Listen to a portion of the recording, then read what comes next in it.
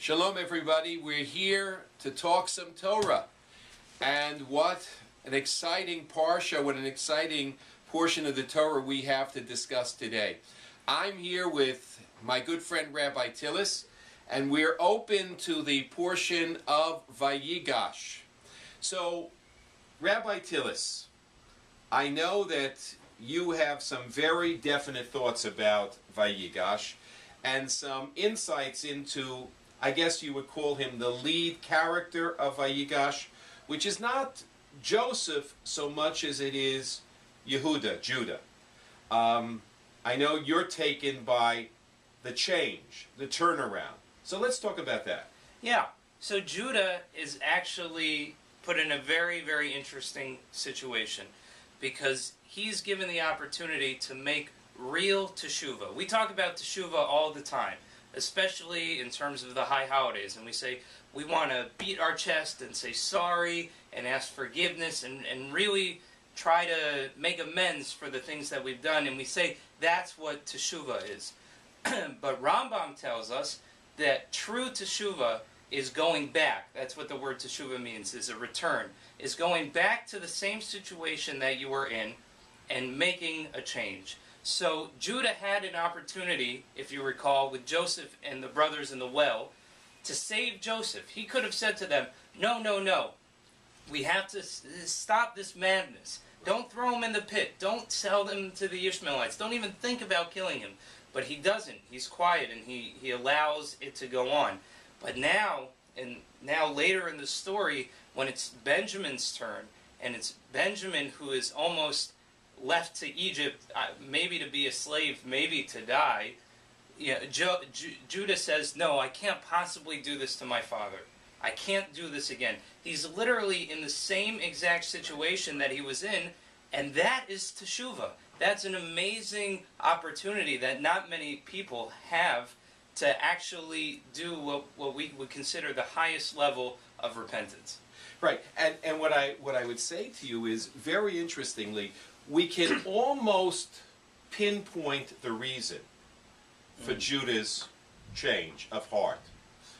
You know, Judah, at the time of the Joseph story early on, when you're right, he should have been firm. He should have said, no, we're not going to do this to our brother. You know, we're going to figure out a way to get along. Right. He doesn't do it. What happens in the interim between then and now? Well, Judah, as a father, has come to learn and feel what the loss of a child is like. Judah gets it now in a way in which he couldn't have a few weeks ago, earlier on in the storyline. Yeah. Right, because now he's lost a child. He knows that pain. He knows what they put their father through.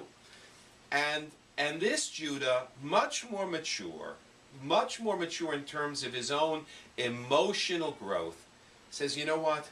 I owe it to my father not to put him through any more of this agony. And if I can stop it this time, I'm going to do that, even if I have to put my life on the line to make that happen. So isn't it therefore logical that because of this change, of this teshuvah, as you say, that Judah would become, in essence, the leader of the clan going further, because he shows that moral courage that the others fail to show. Right.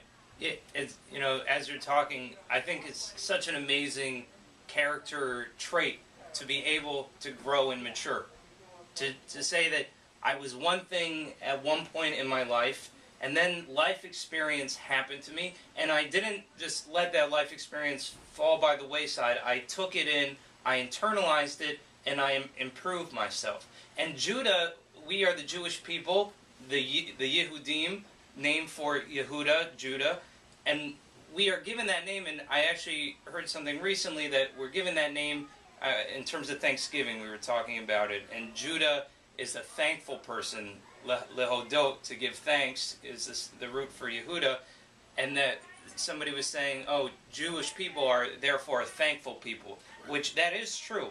But I think maybe what this parsha is telling us is that more than anything, the Jewish people need to be a people of growth and change and improvement. And that the things that we were at one point cannot be who we are in our future. If we stay stagnant, then then there's no chance for ever making improvement in our lives. Well, what I would say to you is I agree. I mean, experience in life is wasted if we don't allow it to somehow change us. Right. I mean, that's what the whole purpose of accumulating wisdom in life is there to offer us. Experience should give us the wisdom that makes us see ourselves, our relationship to people, our relationship to this world, a lot different than maybe we did in previous times.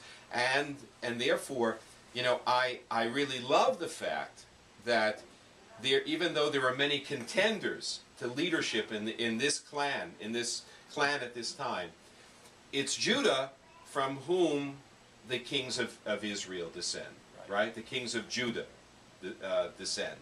So that's our lineage. That's our lineage. That person who is willing to go through teshuvah, wise enough to grow, and for that we can be thankful. We can be thankful that we can connect ourselves, our people, back to Him. Now, when it all comes out, when Joseph is finally ready to reveal himself as their brother, because as you know, but I'm not sure if our listeners do, up until then he's been playing it really cool. Yeah. I mean, he's not revealed that he is their brother. How that happens, I'm not exactly sure, but it goes like that.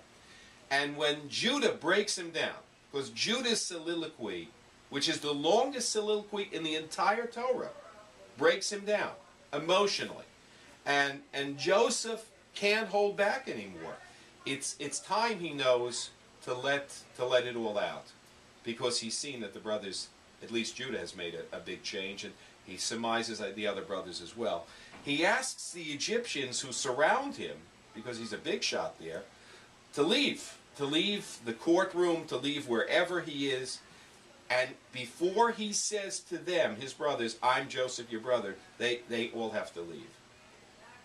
So what's your take on that? Why does he ask the Egyptians to leave the room when he's just ready to say to his brothers, "Hey guys, I'm Joseph"?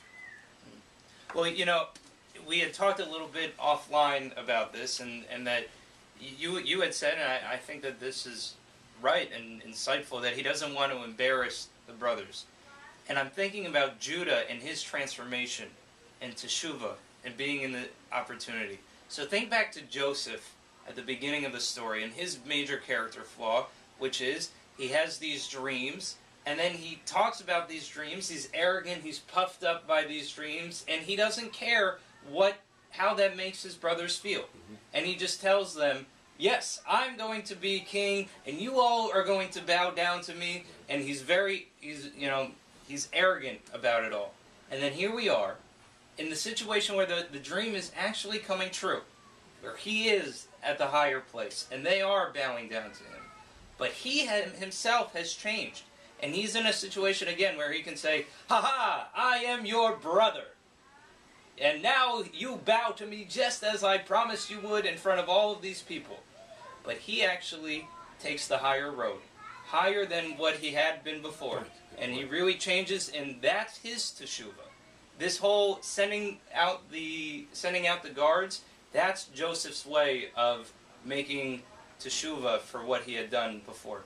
I love that explanation, and because you're right, Joseph could have lorded it over them very, very easily, but he, in a sense, is so humble at that moment.